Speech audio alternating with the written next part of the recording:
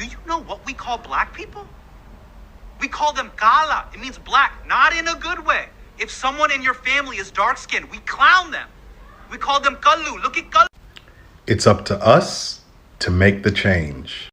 All of your examples of oppression or people going through struggle were all from the black community. Tell me if I'm wrong, but this reads off to me as jealousy. This man is jealous that one racial group's problems is being talked about and not his own, and they're being talked about from the people at the highest point of the racial hierarchy. I feel like a lot of people of color feel that white people don't talk about the issues in their racial group enough, the issues that, we can all argue white people have caused. And I feel like when they hear white people talking about our issues, it pisses them off because they feel like their issues aren't represented in the same nature. But instead of being mad at white people, they're mad at us, and they're mad at how active and loud we are about our problems, except when they need us to act for them because they feel like our tactics work. Because then they pull that POC unite. My thing is, these groups need to learn that they will never get anywhere hating on black people. And they will never get anywhere trying to kiss the YT man's ass. If you feel like your problems are not being talked about, be louder. But don't get mad at one specific group because they're doing what they have to do to be seen. I think you build a foundation of your speech on working against identity politics. Yet, I think so conveniently, and it was kind of ignorant, that all of your examples of oppression or people going through struggle were all from the black community. So if you could so conveniently use one specific ethnicity to kind of propagate your ideals, is that not identity politics in itself? You allege I only spoke about what black people face in this society and that that's a form of identity politics. In fact, it is not. First of all, I spoke about the Bangladeshi women in the sweatshops sewing our clothes. I talked about women who've been forced to have children against their will in that form of enslavement. I spoke about trans people who have faced over 500 laws this year introduced or passed, not to mention the terror that's enforced against them. I spoke about what happens on this planet as a whole as it is heating due to the destruction of climate change driven forward by the system of capitalism, imperialism. So if you missed all that, I'm not surprised if you also missed some of the scientific undergirdings of it. But to be fair, I will walk through it again. I speak about black people in a very pronounced way when we come to revolution because the exploitation, the enslavement, the dehumanization, and the degradation that's been inflicted on black people is foundational to this society and this system. And that is scientifically a fact. It's evidence-based. The wealth of this country, the territorial reach of this country, the military strength of this country got its roots in American slavery, the chattel slavery of black people. And then on that foundation, the ideology of white supremacy, of black inferiority, was propagated. It was made a bedrock, of one of the glues of this society, and it has been woven into this society ever since. The forms of oppression have changed. It took a civil war to end slavery, but then what happened? After not even 10 years of Reconstruction, where black people were brought into some rights within this country, that was betrayed. The troops were pulled out, and black people were re-enslaved in new conditions, slavery by another name, sharecropping for generations, serf-like conditions enforced through terror, lynch mob terror and violence. And the troops were pulled out to go and finish off the extermination of the native peoples. Okay?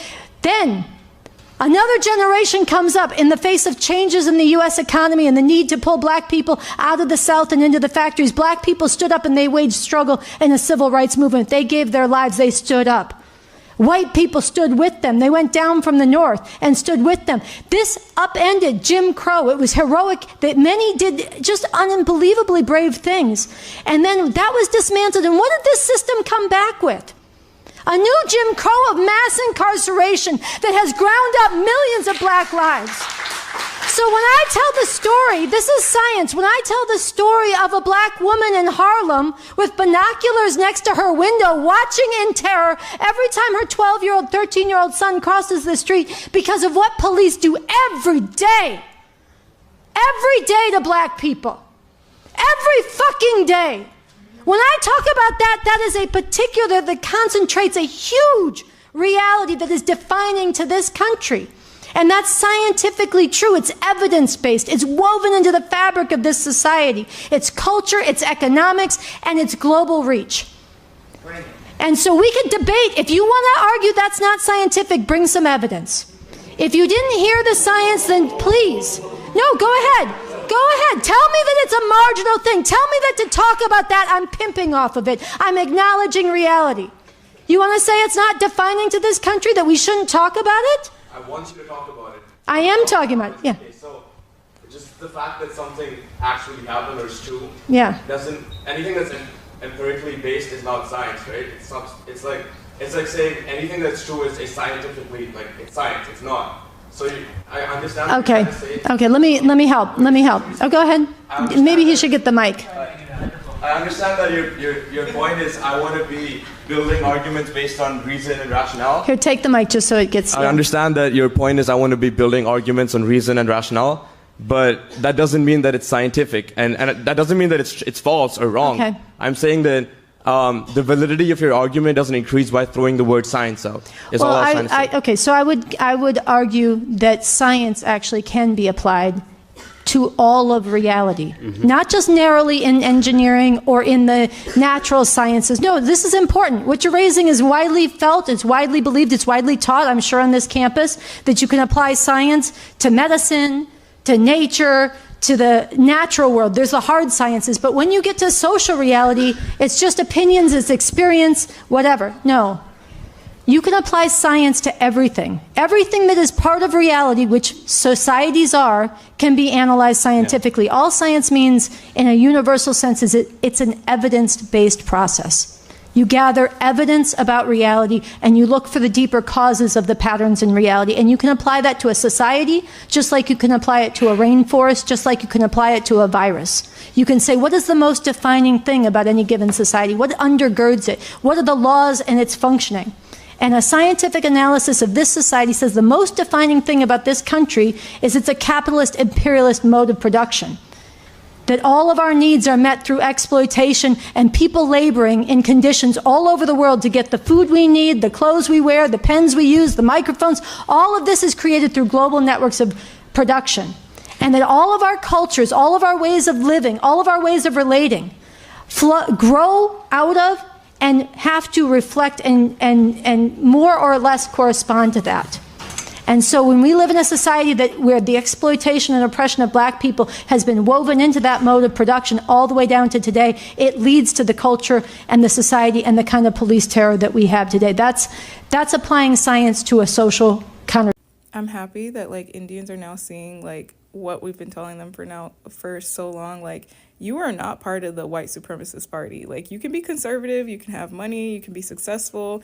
They will let you get to a certain level.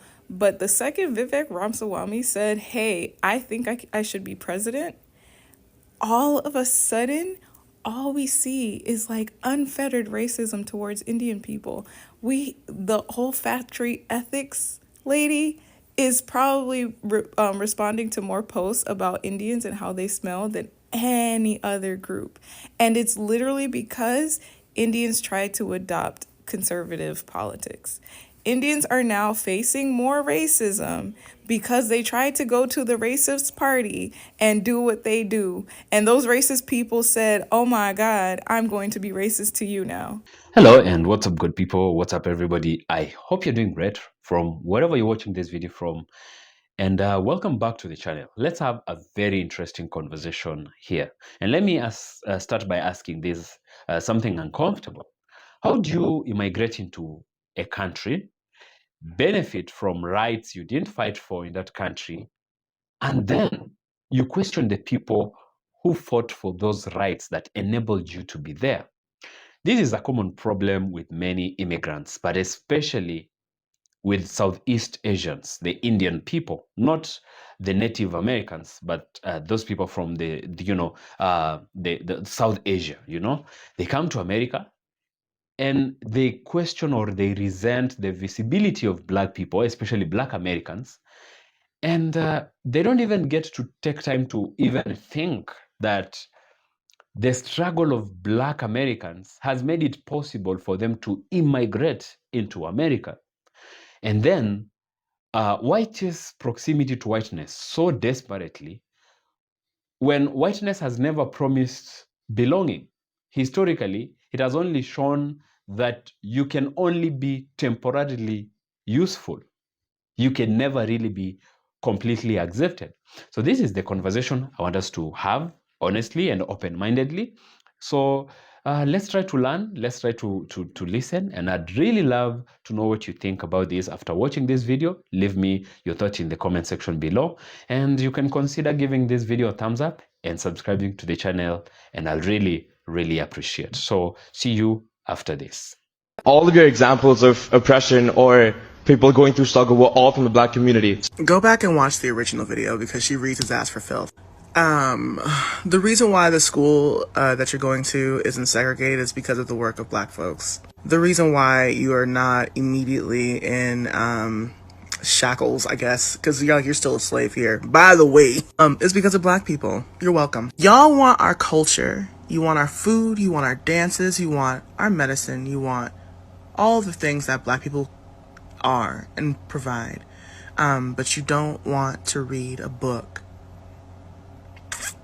And that's weird for me personally. Y'all don't come over here and like read any type of anything outside of your anti-black rhetoric that you're given from your parents and from other folks who tell you that black people are the reason why this country is whatever. The reason why this country is a foundation at all is because of our labor. Our fucking labor, by the way. And it makes me so crazy to see other brown and black folks, because let's not, Africans have their own words for us. Africans have their own like diaspora war issues with us. But the reason why you're over here is because of black Americans. The reason why you're over here and thriving is because of black Americans. We ain't seen not a fucking lick of reparations, not a lick of it.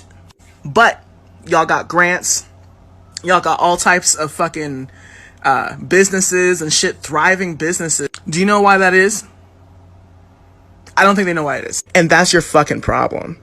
You're gonna end up just like these white folks, ass the fuck out. And black folks are gonna be fine, specifically black women. I don't have any hope for black men, but that's another story for another day. Brown immigrants will get this one whiff of white supremacy, what do you call them shits? Benefits, white supremacy benefits, and they don't let go. They love it. They love some white supremacy benefits. Y'all have fun with that shit. Really thrive with it. I hope it works for you. On working against identity politics, yet I think it's funny to see how y'all want to be in close proximity to whiteness, but at the same time, you know what? I'm not even gonna say shit, and no other black person should even say shit, because right when this shit blow up in their face, laugh. That's what I'm gonna do. Laugh, bitch. Because you know what? When they overturned Roe versus Wade, that was meant for white women. And now white women can't even get close to a hospital to get abortion safely, because guess what? We took their rights away. That was never meant for no black person, no POC, but it was meant for white women.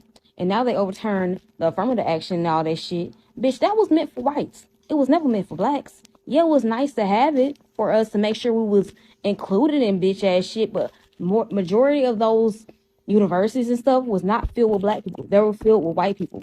Sprinkle a little black, sprinkle a little Asians, sprinkle a little Hispanic. Baby, it was never meant for us. So therefore, I don't give a fuck no more. Baby, I never gave a fuck. However, this shit is fucking funny to watch, because this shit is gonna blow up in your face. And do not look for the black woman vote, because guess what? I cannot see. I am fucking blind, bitch. I don't know a damn thing. And when that revolution happened, bitch, I got that blicky for your ass. Just know that, bitch. I don't give a fuck no more. Maybe y'all want to be in so close of proximity to whiteness that you don't realize that they're using y'all asses. You never gave a fuck, so baby, guess what we gonna do? Not give a fuck either, because let's call a spade a spade. We told y'all. We've been telling y'all for years, for decades. My parents, my grandparents, my great-grandparents, and so on and so forth. So therefore, when this shit blow up in y'all fucking face, guess what all the black people gonna do? And I mean it. And not y'all coon ass black people. I mean seriously. Turn the other way. Don't give a fuck. You think they give a fuck about us? Let that ingest in your fucking brain, bitch. All of your examples of oppression or people going through struggle were all from the black community. And that really bothered him. That really did. That tore him up. I don't know what this is about, but I'm noticing an uptick of South Asian people coming out of nowhere, like trying to minimize and like explain the black experience. And I don't like it. Like this is like the fourth, I think, South Asian person. You have the guy with Don Lemon on CNN. You got Ozu, who just got on Twitter talking about Joy Reid and now this situation. And I'm gonna need y'all to stop. It's like, stop it. Like, you're not us. You know what I mean? Like, you're not us.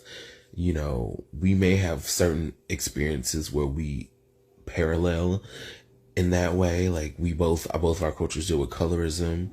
But it's rooted from anti-Blackness. Like I say, you have experiences that parallel, but it's not the same, you know?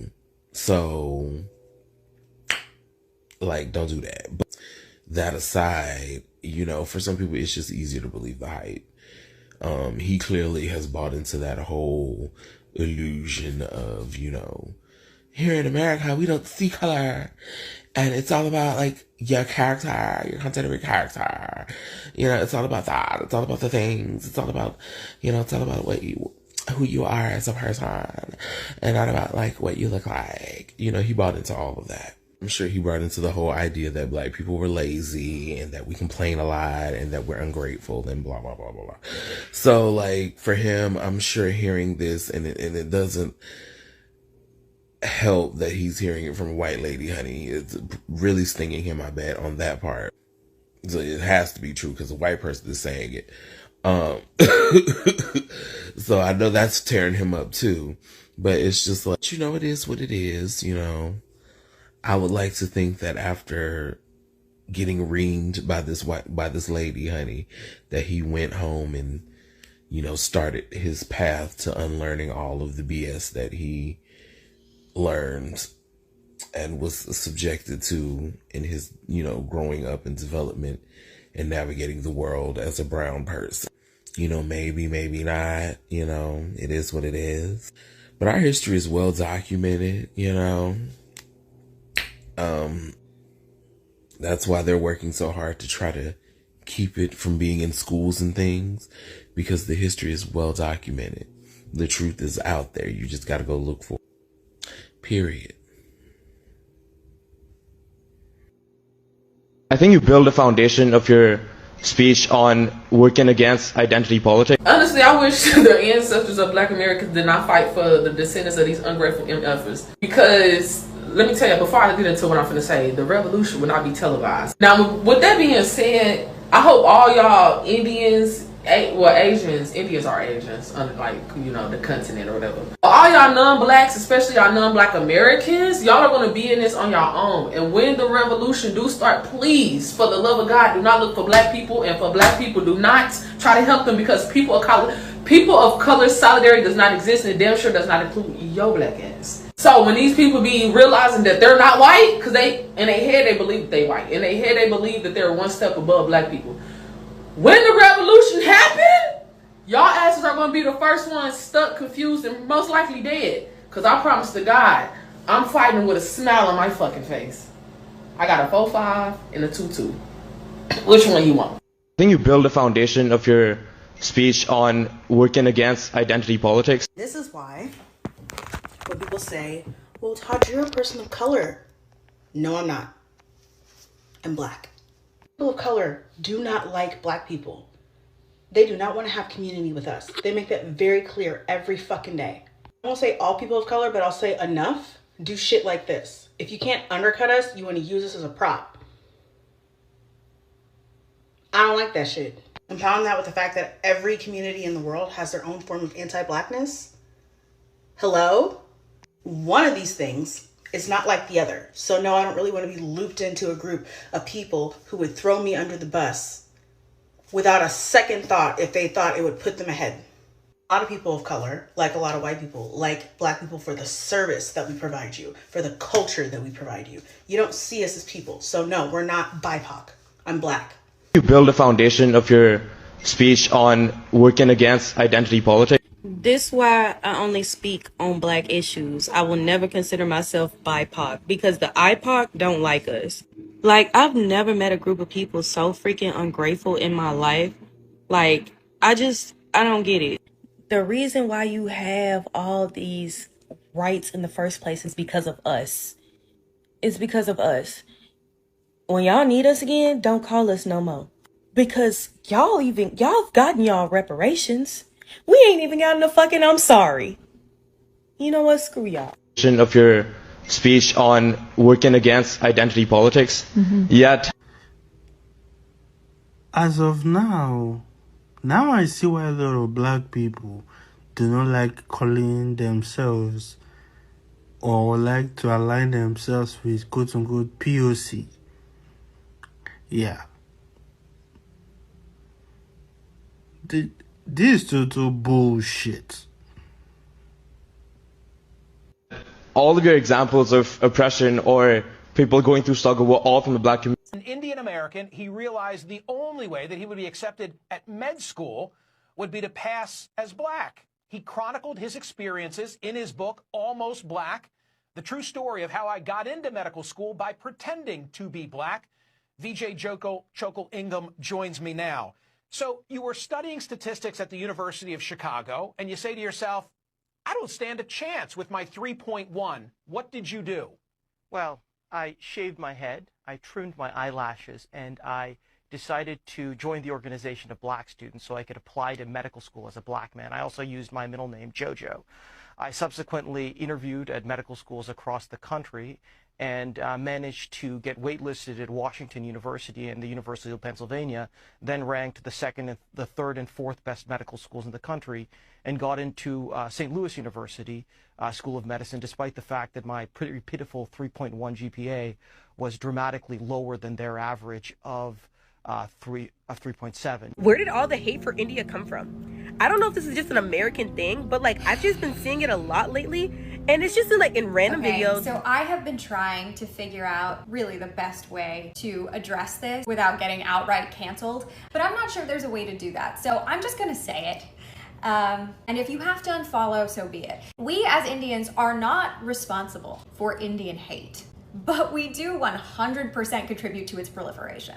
I know that's hard to hear, but let me explain. The problem is twofold. While the West treats Indians, and honestly, to some degree, all South Asians as a monolith, we are aware that that is not the case, and certainly do not treat each other that way. We are so desperate to clamor for hierarchy amongst ourselves. Whether you're a Punjabi mocking Gujaratis for their motel chain, or a Gujarati mocking a South Indian for his skin tone, we are often awful to each other. Hell, we allowed a comedian like that Akash Singh to build his entire platform off of pathetic early 2000s era stereotypes of us. People like us sit in the audience and clap as he just mercilessly mocks us for how we look and what we eat and who we love and how we worship. And Americans pay him handsomely because that's how they want to see us. Guys, sometimes the call is coming from inside the house. The second problem here is that this desperate pursuit of proximity to whiteness is a hell of an addiction.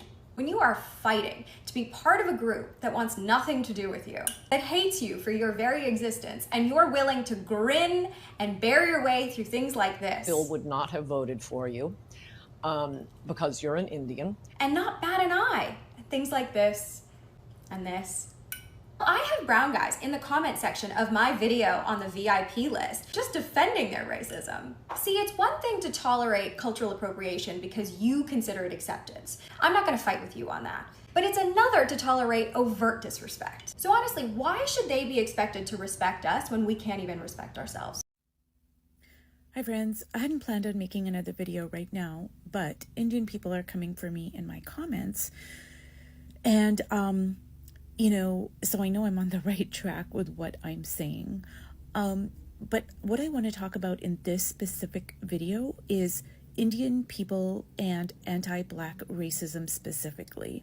So whether this is in within the country of India, or whether this is when Indian people immigrate to any part of the world, whether it be on the African continent, in North America, South America, wherever. Indian people have, and again, I'm not saying every single Indian person, but I'm talking about Indian people generally, our society, our culture, the belief systems that Indian people hold, etc. Indian people are extremely, extremely racist, especially towards Black people. And if you take a Black person who has been around Indian people for any period of time, Black people pick up on this. It's something that is, this is not a secret. Whether you're talking to, say African students who study in India, which there are African students who are there, or whether you're talking about, say, Kenyans. There's a large population of Kenya that are Indian people that have immigrated to that country, or South Africa, or Canada, or, the United States, whatever. But Black people pick up on Indian people's racism because it is quite apparent. It's something that that is there. It's obvious. So I'm just going to give you an example of me, my family, and the Indian people in South Africa. When I grew up there, I spent the first 12 years of my life under apartheid. So we had servants, maids, cooks, gardeners, etc. And all of these people were Africans. They were Black people. And all of the Indians in South Africa had servants. Okay, they were all Black. Now, how were these servants treated? They were treated as subhuman. They were not considered to be human beings with feelings. They drank out of different cups. So Indian people would not share their table with the servants, who were an integral part of their household. They took care of their children. They drove them everywhere. They cooked for them. But they had to eat off of separate dishes. They could not sit on the furniture. They, say, for example, when we left our home and we traveled, so we lived in Pietermaritzburg, we traveled to Durban on the weekends, holidays, whatever. Our maid would come with us. She was not allowed to sleep on or sit on our furniture or sleep on our furniture, so she had to sleep on the floor. These are things that all Indian people did in South Africa. And now I'm just talking about South Africa. I'm not talking about, say, when Indian people immigrate to other countries. But this is true even in first generation Indians. Because, say, if an Indian person had to marry a Black person, 9 times out of 10, that Indian person's family is going to completely disown the Indian person who married a Black person. Now, Indian people generally, they want Indian people to marry within their they want Indian people to marry other Indian people, and then they even go into they want the same caste, and they even have subcastes and all of this stuff. So, but if an Indian person marries a white person, or say an Asian person, it's not considered to be as heinous of an act as if an Indian person married a Black person. So this can be tied to the caste system because, like I mentioned in my previous video, Indian people are racist towards other Indian people. And some of this is based on skin color. It's not entirely based on skin color, but there is a factor that is, that is apparent in that. So Ava DuVernay made a movie called Origin, and it's based on Isabel Wilkerson's book Caste, which somebody just pointed out. And it's very difficult for me to talk about these very heavy topics in 10 minutes. So I can't cover everything, but Indian people are inherently racist as a culture and as a society. And then within that racism, there is a hierarchy. So yes, while an Indian person an Indian society might be racist towards Western people, Western culture, white people, etc. Just like Vivek Ramaswamy making that comment about how, you know, he made all these disparaging comments about, you know, Americans. And he was talking about white Americans, you know, how they're not as smart and blah, blah, blah. These are not uncommon things that Indian people say within themselves. I have been privy to these conversations in whether it's, you know, say a friend situation or families or extended families or just in my Indian community. These are very common beliefs that most all Indian people will espouse. They will say things like, well, you know, white people have no culture. Their food is horrible. You know, they just go on and on and on. But when it comes to Black people specifically, Indian people have extremely racist views about Black people. And it doesn't matter how you know, nice this Black person is, how educated they might be. You know, none of those things matter. And that's why I say that a lot of Indian people, they align themselves with a very far right-wing kind of Trump ideology. So you might take somebody from, say, America who is a Trumpster, and they espouse all these very racist views. And you could take an Indian person, and in many respects, those views are going to align because Indian people generally tend to hold very racist views. It goes back to the caste system, yes, but it also ties into other aspects because, as I pointed out before, you know, there are the so-called untouchables in India, and Indian people are racist towards them as well. So this is all a very, you know, these are complicated things, and I'm just trying to do my best to share these ideas because we are in terrible times right now in the United States and in the world generally. So I guess Indian people, if you guys want to come for me, you know, come for me. I am not saying anything that's untrue. This is the truth, and I think it's kind of an open secret. Yeah, thank you so much for bringing this up. I've spoken about it at length on other platforms, and the truth is, yeah, there is a lot of anti-Blackness in the Indian community. Just in the comments of this video, you can see a creator who responded to my videos like 4 times, super defensively, upset that I was implying all Indians are bad allies to other people of color, even though I literally didn't even talk about allyship to other people of color, because a lot of Indians get really defensive when they realize some of the criticisms I'm talking about can also apply to allyship to people of color, and they don't like that, and they get very defensive. And number 2, there was a commenter who started off by being like, you're lacking a lot of nuance. My family wasn't privileged. I grew up in the South, and Black people were super racist to me. Black people robbed my family a ton, and it just devolved into a bunch of racism, and they didn't even use the word Black people. So over and over again, we see creators and research to show that India has a huge anti-Blackness problem, that Black travelers hate going to India because there's so much racism. And even within India, there's so much colorism where South Indians or people with Black skin in South India are treated so poorly by people in North India because they think that South Indians like me are uglier or less pretty or more adjacent to Africans.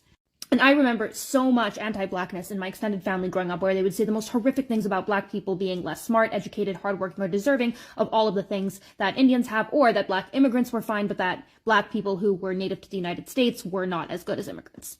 So as an attorney, I've worked in criminal justice reform, I've worked in race rights and discrimination, and I know the unique struggles that Black people face in America and are now facing from immigrants of a lot of different backgrounds, because immigrants keep trying to distance themselves from Black people while also taking the benefits of the fact that Black people are always at the forefront of fighting for anti-discrimination and fighting for people not to be treated badly.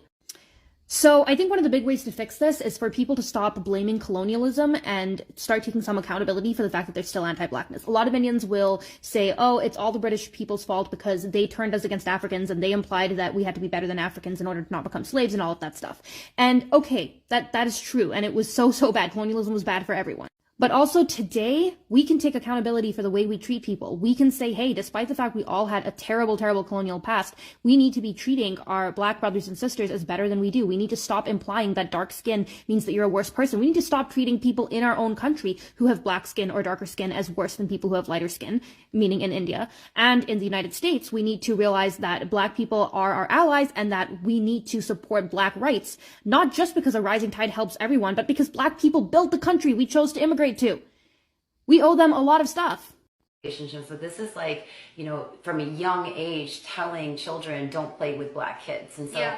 I have somebody who told me that they grew up in an all-white community and they had been living in that community for 7 years before a black family moved in, and the person had befriended the black child and they were playing in their house and their dad came home from work, and when the kid left, the dad said, you cannot play with that person anymore. You're not allowed to play with this black neighbor. Mhm. And the person who reached out to me said she was so upset and asked, why would you say that? And he's Yeah. like, well, you know, the white neighbors just accepted us, so we don't want to go backwards. Nobody wants this black family to live here, so we don't want to be friends with them. Otherwise, it's going to look like we're supporting them, and we want to be, you know, accepted and, you know, appreciated and continue to, you know, have the status that we earned in the last 7 years. Right, and that's actually a reoccurring story that I heard as well. Like, no, you can have white friends, you can have other Asian friends, but not black friends. And, you know, I think a lot of this, like, you know, there's maybe fear behind it, being scared of the unknown, not knowing black people, like, on a personal level. And I think, you know, what we've also gotten some feedback of, like, resistance to this conversation. So what's up with you? What's your name? Anand, can I see your ID or something? No, I mean, you can call the police, or I can call the police. Can I see your ID? Yeah. Let me see your ID. Yeah. Take out your ID and I'll take out my ID. Let me take out your ID and I'm gonna take out my ID. Okay, let's. Can you get my phone? No, let's call the police. Give me your phone. Let's call the police. I'm in my own neighborhood where I live at, working in my neighborhood by my house, and I have this man asking me, do I live here? Yes. And what's your name? Dude, I'm gonna start. I'm gonna start a civil lawsuit right now. That's what I'm gonna do. Absolutely, you gotta do it, man. But I want. What's your name, man? Because I'm walking in the neighborhood where I live at, and I'm getting harassed. No, wait. He's unnecessarily playing us. But வீட்டுக்கு போய் காப்பை கொடுத்துக்கலாம். Yes. Now, racism is not just about emotions. And I often try to define that racism is not prejudice, is not the biases people hold. It's more like it's prejudice plus power, plus structure, and plus institution. And a system like racism and white supremacy, it loves people who can protect it. They love it especially when minorities police other minorities. They love it when someone brown says the problem isn't white people and whiteness, isn't white supremacy, it's black people. Because you know why they love that? It gives the system a cover, you know. But now let's be honest, colorism, especially in South Asia, is very real. The obsession they have with lighter skin didn't actually come from nowhere. It is colonial legacy, and colonial history didn't just create and leave borders for many people across the world. It also left psychology, a certain way of people thinking and associating, whiteness to default, to goodness, to purity, to power. Generations are conditioned to associate whiteness with power, with beauty, and with success. And so what happens? Some grow up chasing whiteness so desperately. And in America, that often means now distancing themselves from blackness, black people, And in Africa, it means looking down on the larger majority who are obviously black people. And there is where tensions begin. Because how do you arrive in a country yesterday as an immigrant to America, and question the political voice of people whose ancestors literally built the country? Black Americans are not immigrants in America.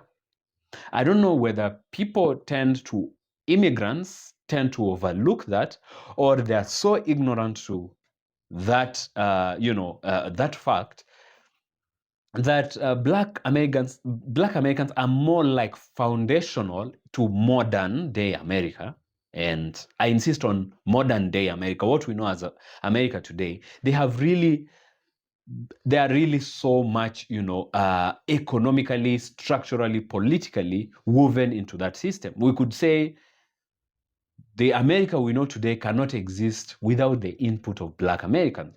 From slavery to civil rights, the legal protections that minorities, not only Black Americans, but all minorities enjoy today were actually fought for by Black people, or have been earned through the struggle of Black people. The civil rights movement did not just benefit Black people alone, but really all minority groups.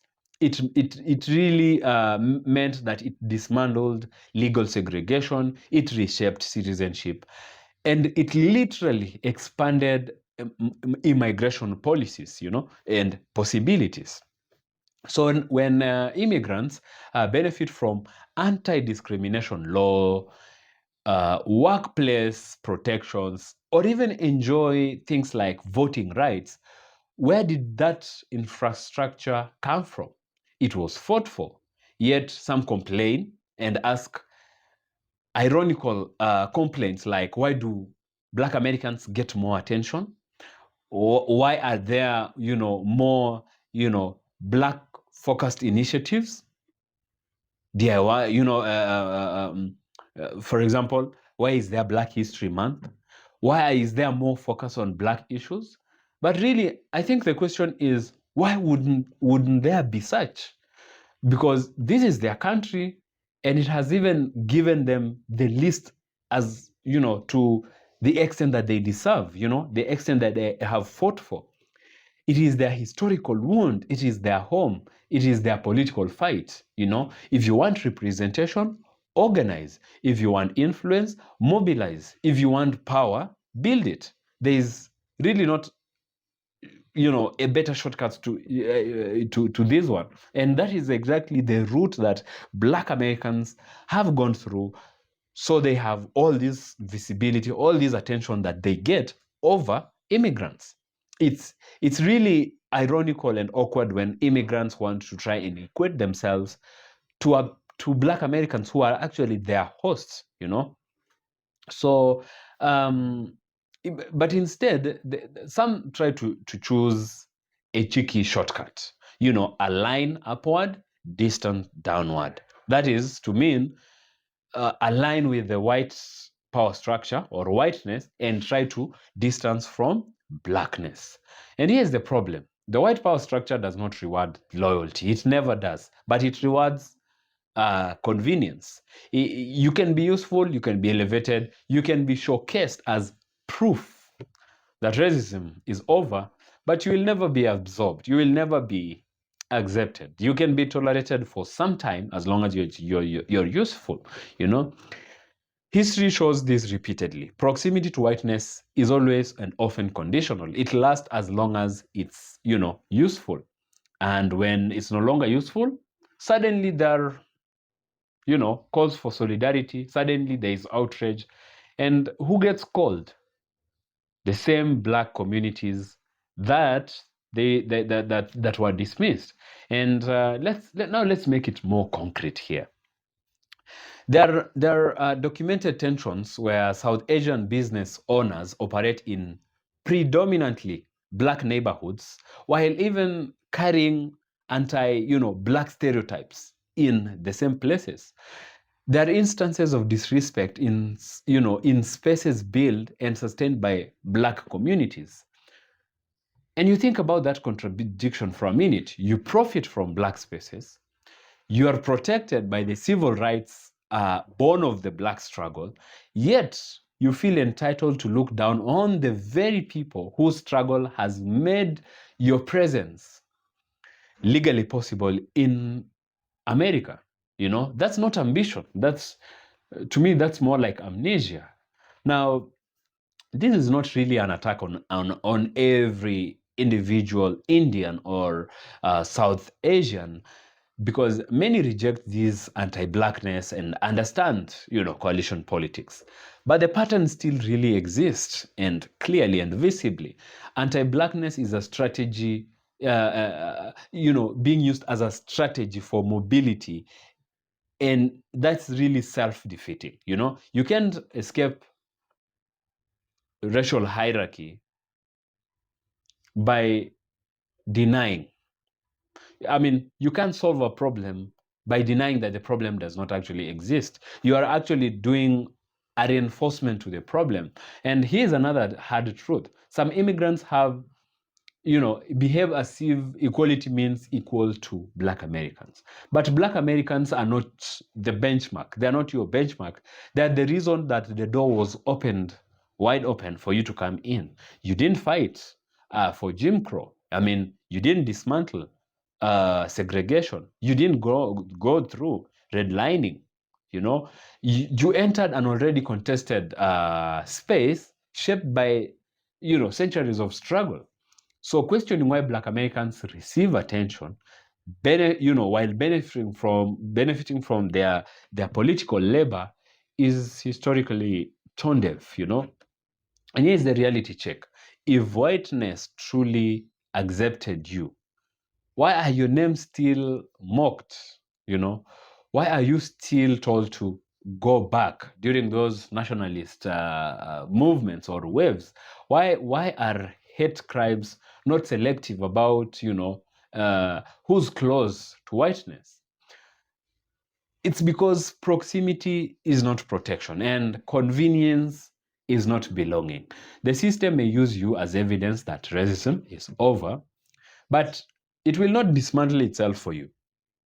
So maybe the better question isn't why do Black Americans get attention? Maybe it is why compete with the very people who historically challenged the system that marginalized all of the non-white groups, or challenged that have challenged the system that marginalized all minorities. And why resent the host? Because Black Americans, to be honest, are hosts. They are not immigrants. They are not guests. They did not come to America the other day. They have built what we know as America today. So instead of understanding, why resent these people? Instead of understanding the history that made the presence of all these immigrants really possible. Coalition is security, and competition really, I'd say, is competition for proximity is an illusion. And the sooner the lesson is learned, the less painful the awakening will be. And I think this is the real conversation that immigrants and these Indian people need to really have. And it goes beyond these people. It goes as far as, to all other immigrants across, the United States of America, be they coming from the Caribbean, coming from Africa, or everywhere else. Yeah, so that's my take on it. Do share with me what you think in the comment section below. If you like this video, give it a thumbs up, and you can share it as well, and I'll really appreciate.